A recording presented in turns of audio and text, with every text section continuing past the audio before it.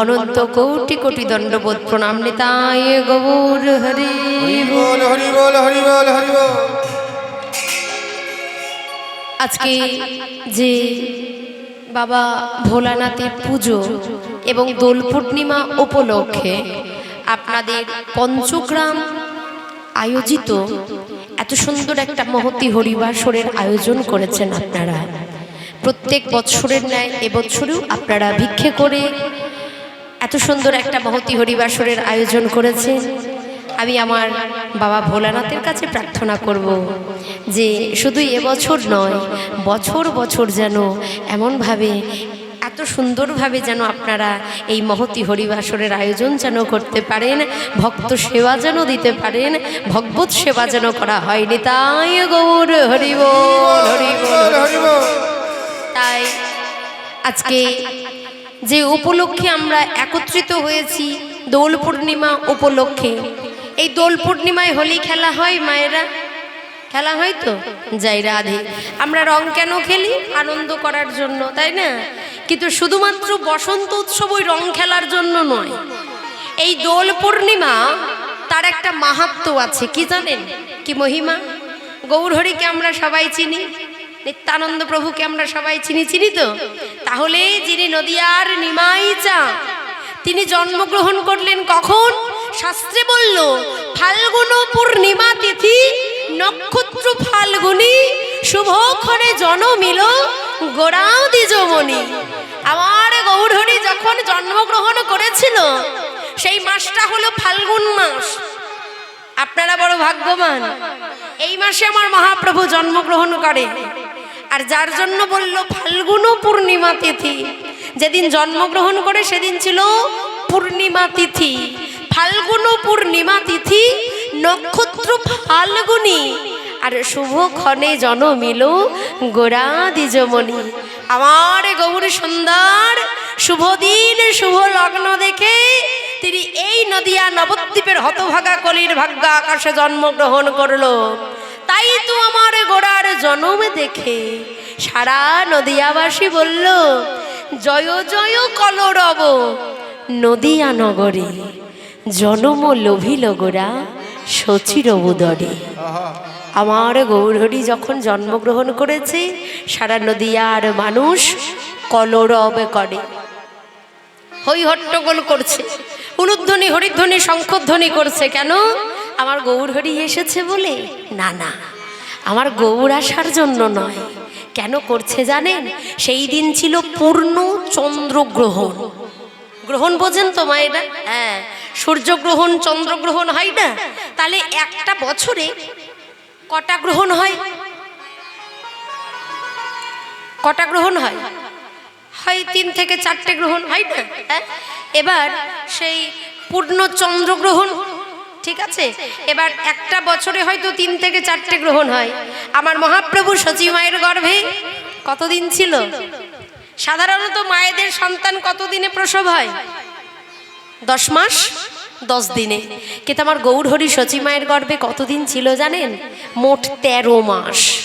1 বৎসর পেরিয়ে গেছে, তখনও গৌর আবির্ভূত হয়নি। 10 মাস পেরিয়ে গেল, 11 মাস পেরিয়ে গেল। সচিমা চিন্তা করছে আমি মনে হয় আর প্রাণে বাঁচবো না। তাড়াতাড়ি নিজের পিতাকে খবর দিল, বাবা তুমি একবার এসো। কেন না, আমার গৌরহরির দাদু তিনি হলেন নীলাম্বর চক্রবর্তী, মস্ত বড় গণককার, গণনা করতে পারতো।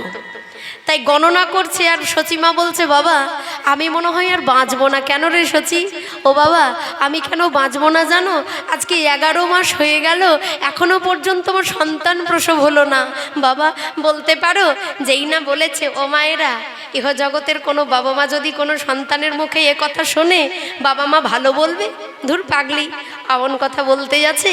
তখন নীলাম্বর চক্রবর্তী গণনা করলো, আর গণনা করে বলছে সচি রে তোর গর্ভে যে জন জন্মগ্রহণ করবে, বলি সে তো আমার আমার জগত জীবের মতন মানব নয়।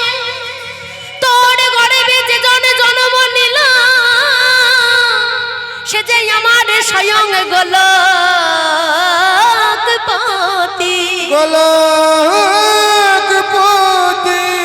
এই সচি তোর গর্ভে জন্মগ্রহণ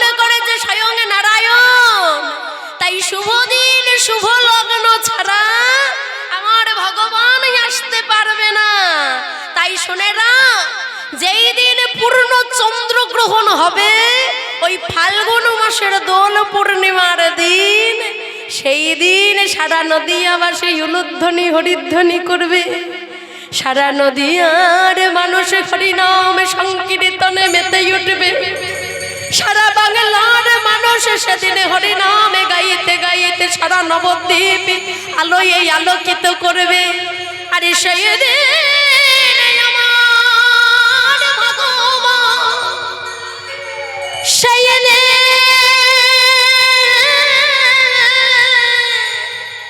আমার ভগবান উদয় হবে। আমার গৌর হরির উদয় হয়ে গেছে। তাই তো বললো, জয় জয় কলরব নদিয়া নগরে, জনম লোভিল গোরা সচির উদরে। কেন জানেন? আজ থেকে প্রায় 550 বছর আগে সারা বাংলা শাসন করত মুসলিম শাসিত জামানা। সারা বাংলা শাসন করত নবাব হুসেন শাহ। তারপরে সারা নবদ্বীপ শাসন করলো মলয় চাঁদ কাজী। নাম শুনেছেন বাবা? কাজী সাহেবের। সেই কাজী সাহেব সারা বাংলা শাসন করত।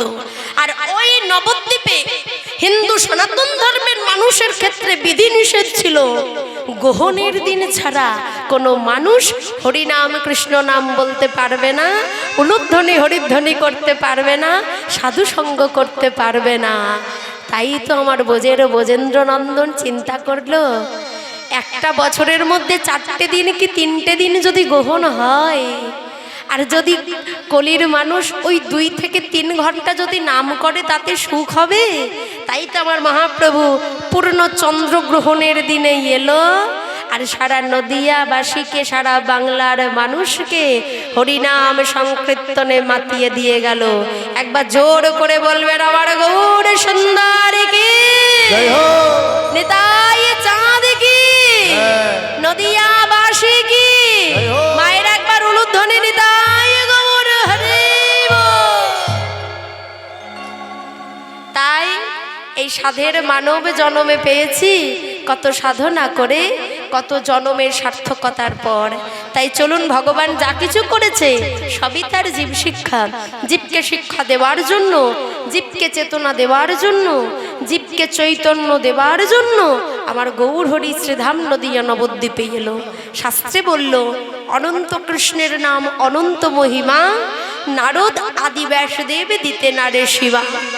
যার অপার করুণা, যার অপ্রাকৃত লীলা মাধুর্য, সৃষ্টিকর্তা ব্রহ্মা, ব্রহ্মার কটা মুখ?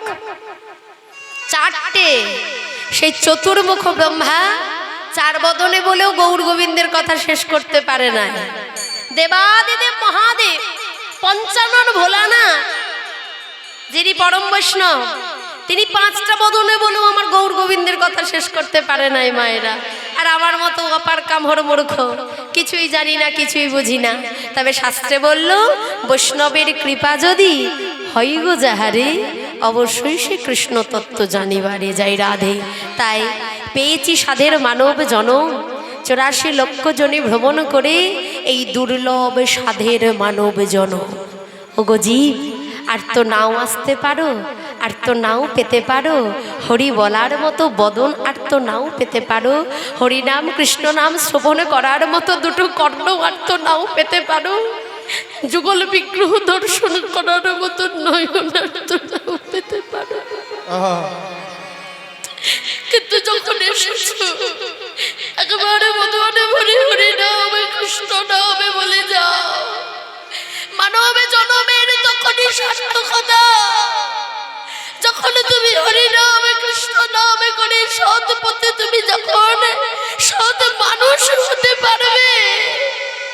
তাই মহাজন বলল, আমরা কতবার এসেছি গিয়েছি জানো?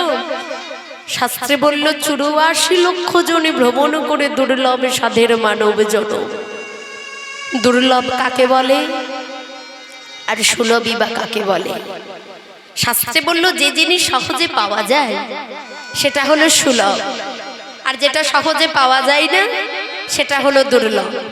যেমন মনে করুন আপনাদের যদি 500 টাকা দিয়ে বলি বাবা সামনের বাজার থেকে গিয়ে কিছু বাজার করে আনুন, 500 টাকা নিয়ে গিয়ে থলি ভর্তি বাজার করে আনলেন, হবে না বাবা? হবে তো? হবে। এক থলি বাজার হবে 500 টাকায়। কিন্তু মায়েরা 500 টাকা দিয়ে যদি বলি সোনার দোকানে গিয়ে সোনা কিনে আনুন, সোনা হবে? সোনা হবে না। সোনা কিনতে গেলে মোটামুটি কয়েক হাজার টাকার প্রয়োজন। সেই সোনা আমরা সবাই কিনতে পারি না, সবার ভাগ্যে সোনা জোটে না, সবাই সোনা পড়ার অধিকারী হই না। মহাজন বলল সোনা যেমন সবাই পড়তে পারে না, সোনা যেমন দুর্লভ, সোনা যেমন সবাই কিনতে পারে না, এই মানবে জন্ম ঠিক তেমন দুর্লভ। ওগো জীব, পেয়েছ 84 লক্ষ জনই সাধনা করে, আর তো নাও পেতে পারো। কতবার এসেছি গিয়েছি জানেন? শাস্ত্রে বলল জলজা নবলক্ষানি, স্থাবরা লক্ষ বিংশতি, কৃমিয়া রুদ্র শঙ্খকা, পক্ষী 10 লক্ষ 30 লক্ষানি পশুবা, আর 14 লক্ষানি মানুষা। জলজা নবলক্ষানি অর্থাৎ 9 লক্ষবার জলে জন্মগ্রহণ করেছি। এবার জলের মধ্যে মাছ থাকে, আমরা মাছ হয়েছি। জলের মধ্যে সাপ থাকে, আমরা সাপ হয়েছি। জলের মধ্যে কুমির থাকে, আমরা কুমির হয়েছি। জলের মধ্যে নানা যত রকম জলজ প্রাণী আছে সব হলাম। কিন্তু 9 লক্ষবার জন্মগ্রহণ করতে করতে শেষের জন্মে কি জানো? ওই 9 লক্ষবার জলের জন্মের মধ্যে যেদিনে আমরা শঙ্খ রূপে জন্ম পেলাম, আরে শঙ্খ রূপে জন্ম পেয়ে যেদিন প্রভুর মঙ্গলে আরতিতে বেজে উঠলাম, যেদিন শঙ্খ আমার প্রভুর ভোগের সেবায় বেজে উঠলাম, সেদিনে আমাদের 9 লক্ষবার এই জলের জন্মে হতে মুক্তি হলো। স্থাবরা লক্ষ বিংশতি, স্থাবর অস্থাবরে 20 লক্ষবার জন্মগ্রহণ করলাম।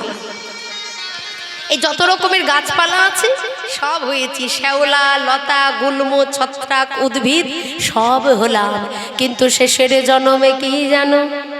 যেদিনই আমরা তুলসী বৃক্ষ রূপে জন্ম পেলাম,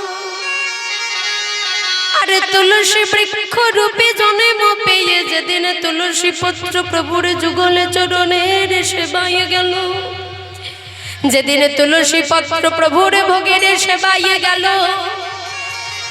সেদিনে আমাদের 20 লক্ষবার স্থাবরে অস্থাবরে হতে মুক্তি হলো। কৃমি আর রুদ্র শঙ্খকা 11 লক্ষবার কৃমি কীটকুলে জন্মগ্রহণ করলাম। কিন্তু শেষের জন্ম যেদিন মৌমাছি রূপে জন্ম পেলাম, ওই মাছি মশা কীট পতঙ্গ যা ছিল সব হলাম। কিন্তু শেষের জন্ম যেদিন মৌমাছি রূপে জন্ম পেলাম, আর মৌমাছি রূপে জন্ম পেয়ে যেদিন ফুলের মধু সঞ্চয় করে প্রভুর সেবায় দিলাম, সেদিন আমাদের এই জন্ম থেকে মুক্তি হলো। আর কি বলল? পক্ষী 10 লক্ষ, পাখি কুলে 10 লক্ষবার। শেষের জন্ম ময়ূর পাখি রূপে, ময়ূর পাখির পুচ্ছ থেকে যেদিন প্রভুর মস্তকের চূড়ায় আমরা স্থান পেলাম, সেদিন আমাদের 10 লক্ষবার পাখি কুল হতে মুক্তি হলো। 30 লক্ষানি পশুবা, 30 লক্ষবার পশুকুলে।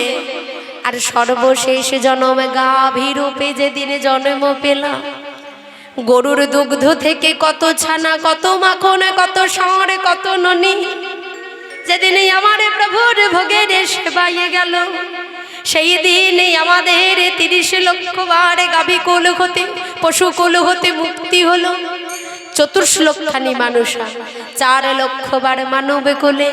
কিন্তু 4 লক্ষবার সম্পূর্ণ এমন দেহ পাইনি বাবা।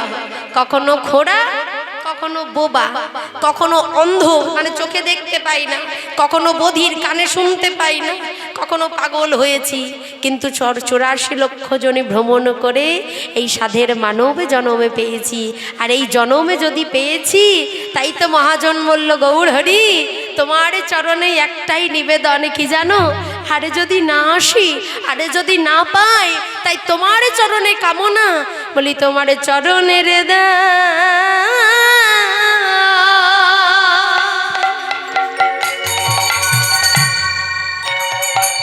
আমায় করে রেখো, নিতাই গৌর হরিব। তোমার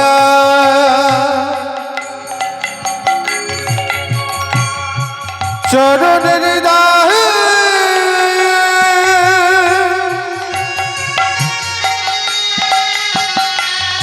আমায় করে রেখো। তোমার চরণ ছাড়া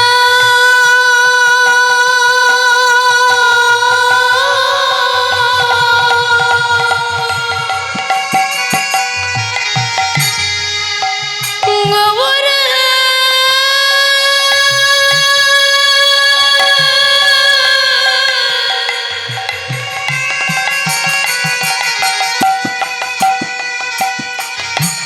গৌর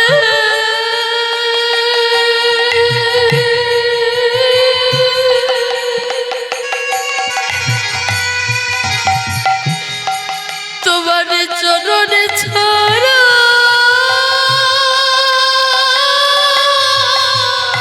হরে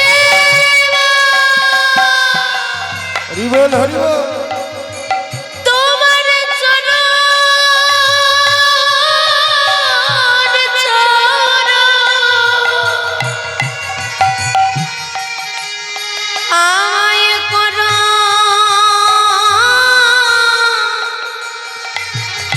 করুণা গো।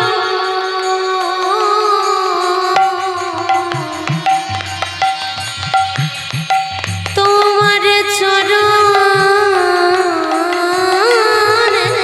দান আমায় করে রেখো।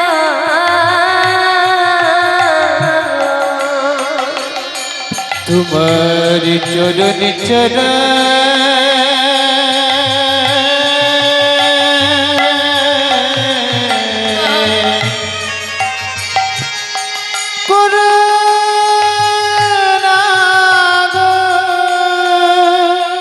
প্রভু এ জন্মে নয়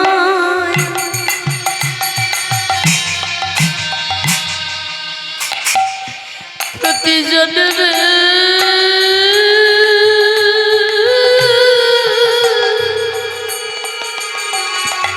জন্মে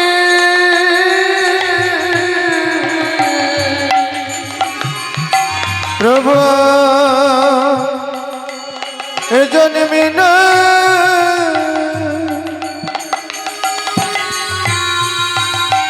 প্রভু জন্মে জন্মে তোমার চরণের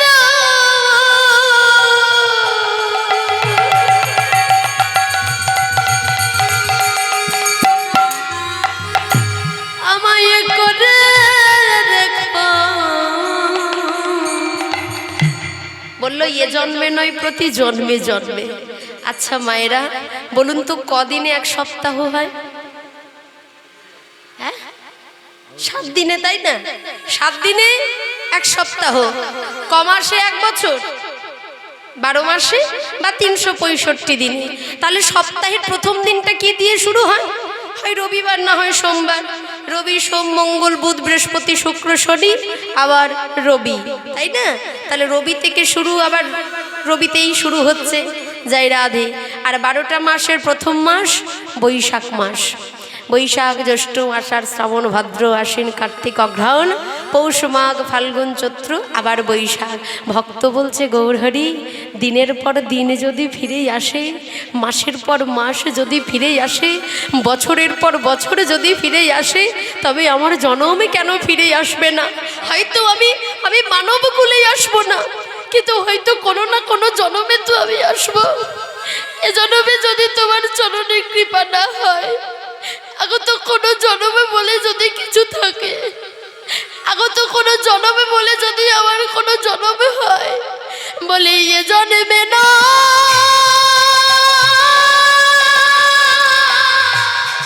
অনুধানের দায় গৌর হরিব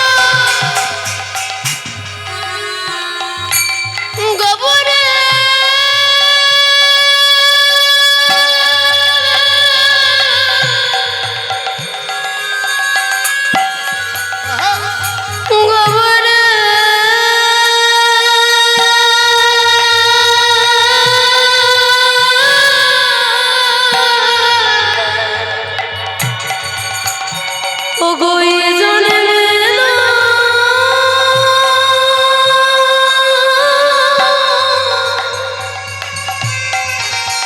প্রতি জন্মে জন্মে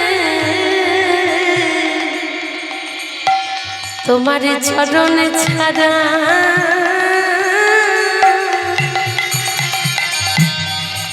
আমায় করো না গো। প্রভু এ জন্মে না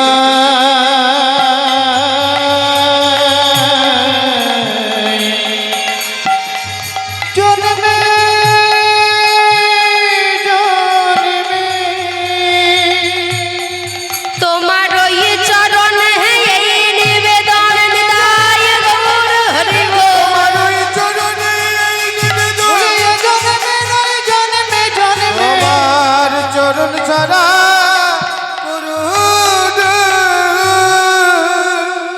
তাই ভক্তের একটাই বাসনা ভগবানের কাছে গৌরহরি তোমার চরণ ছাড়া আমায় করো না। তাই আজকে যে লীলা সাধন করব ভগবানের এক প্রিয় বন্ধু প্রিয় ভক্ত যার নাম হলো বৃন্দাবনের সুদামা। তাই আজ আমাদের আস্বাদনের বিষয় হচ্ছে কৃষ্ণ সখা সুদামা নিতাই গৌর হরি বল হরি বল হরি বল। যদি কোনো ভুল ত্রুটি হয় হয় বলবো না বাবা, হবে তো বটে।